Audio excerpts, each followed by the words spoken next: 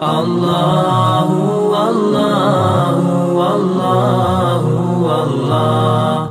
حضرت داتا صاحب رحمتاللہ تعالی علیہ کشف المعجوب میں ارشاد فرماتے ہیں کہ تصوف اخلاق حسنہ کا نام ہے، تصوف اخلاق حسنہ کا نام ہے، اور تصوف اصلاح کرتا ہے، امور دین میں اصلاح، امور اخلاق میں اصلاح، اعمال میں اصلاح، احوال میں اصلاح، نیت میں اصلاح، فکر آخرت میں اصلاح، ہر شعبہ زندگی میں اصلاح. یہ سب جس طریق سے ممکن ہے اس طریق کو تصوف کہا جاتا ہے، اس طریق کو تصوف کہا جاتا ہے. اور یاد رکھیے گا صوفیاء فرماتے ہیں کہ یہ تصوف بدعت نہیں ہے، یہ کوئی نئی چیز نہیں ہے، بلکہ تصوف کا آغاز اصحاب صفا سے ہوا ہے، اصحاب صفا سے اس کا آغاز ہوا ہے. آج بھی جو زائر مدینہ پاک جاتے ہیں وہ مدینہ پاک میں ایک چبوترے کی زیارت کرتے ہیں جس کو اصحاب صفا کا چبوترا کہا جاتا ہے. وہاں سے تصوف کا آغاز ہوا جہاں حضور علیہ السلام خود رونق افروز ہو کے اپنے غلاموں کا تزکیہ فرمایا کرتے تھے، اپنے غلاموں کا تزکیہ فرمایا کرتے تھے. تصوف کیا ہے یہ سمجھانے کے لیے آپ کو ایک مثال دیتا ہوں، ایک دنیا کی مثال دیتا ہوں جس سے آپ کو سمجھ لگ جائے گی کہ تصوف کس کو کہتے ہیں اور اس پروسیس کو کیا ہے اور اس کے ساتھ اہل تصوف کے ساتھ جڑنے سے انسان کو کیا فائدہ ہوتا ہے. صوفیاء فرماتے ہیں کہ جس طرح ایک ناپاک قطرہ ہوتا ہے وہ ناپاک ہوتا ہے، اور وہ ایسا ناپاک ہوتا ہے کہ وہ جس کے جسم کے ساتھ یا جس کے کپڑوں کے ساتھ لگ جائے اس کے جسم کو اور اس کے کپڑوں کو بھی ناپاک کر دیتا ہے. لیکن وہ کہتے ہیں کہ اگر وہی ناپاک قطرہ کسی سمندر میں مل جائے یا کسی چلتے دریا میں مل جائے، پہلے تو وہ قطرہ خود پاک ہو جاتا ہے، نہ صرف خود پاک ہوتا ہے بلکہ پھر جس دریا میں وہ ملا ہے، جس پانی میں وہ ملا ہے، اگر اس پانی سے کوئی وضو کرے گا تو وہ بھی پاک ہو جائے گا. یعنی وہ قطرہ نہ صرف پاک ہوتا ہے بلکہ دریا یا سمندر میں مل کے وہ قطرہ پاک بھی ہو جاتا ہے اور پاک کرنے والا بھی بن جاتا ہے، خود پاک کرنے والا بن جاتا ہے. اسی طرح صوفیاء فرماتے ہیں کہ اگر کوئی ناپاک شخص ہوتا ہے تو اس کی صحبت بھی ناپاک ہوتی ہے، وہ جو اس کی صحبت میں بیٹھے گا وہ اس کو بھی ناپاک کر دے گا. لیکن اگر وہی ناپاک شخص اہل تصوف سے وابستہ ہوگا، اہل تصوف پہلے اس کا تزکیہ کریں گے،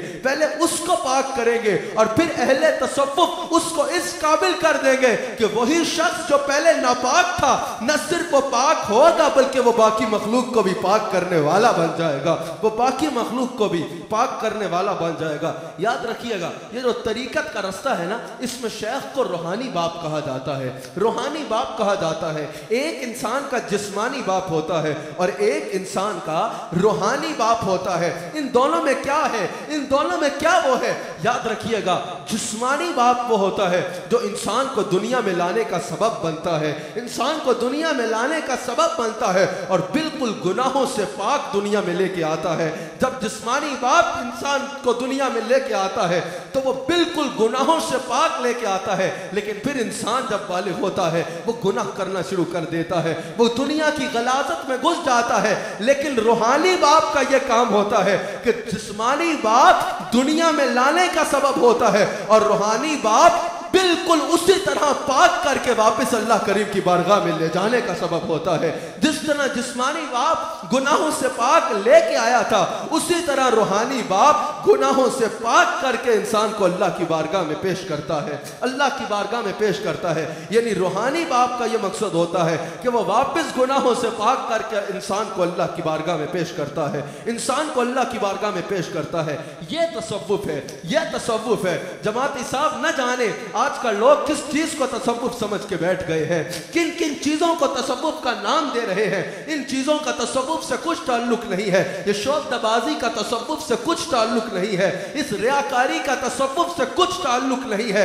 یہ تصوف نہیں ہے. تصوف کیا ہے؟ اور یاد رکھیے گا صوفیاء فرماتے ہیں تصوف تو کسی ورد یا وظیفے یا تسبیح کا نام بھی نہیں ہے. اور حضرت داتا صاحب کشف المعجوب میں ارشاد فرماتے ہیں کہ تصوف کسی رسم کا نام نہیں ہے.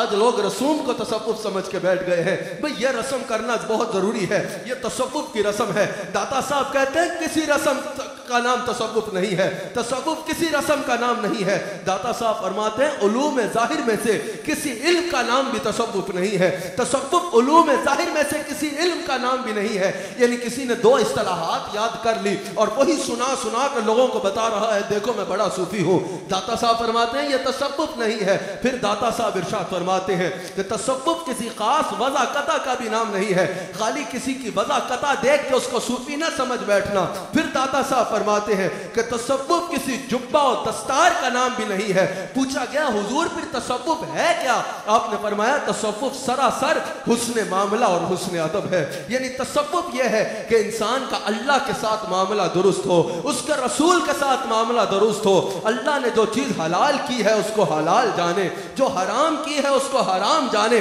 سارے فرائض میں عمل کرے، حضور علیہ السلام کی اتباع کرے، سنت مصطفیٰ پہ عمل کرے، اور پھر حسن ادب حسن اخلاق کا نام تصوف ہے کہ انسان خدمت خلق کرے، انسان مخلوق خدا کی خدمت کرے، انسان تکبر سے پاک ہو اور اللہ کی مخلوق کی خدمت کرے، اپنے اخلاق کو درست رکھے۔ اس کو تصوف کہتے ہیں، اس کو تصوف کہتے ہیں۔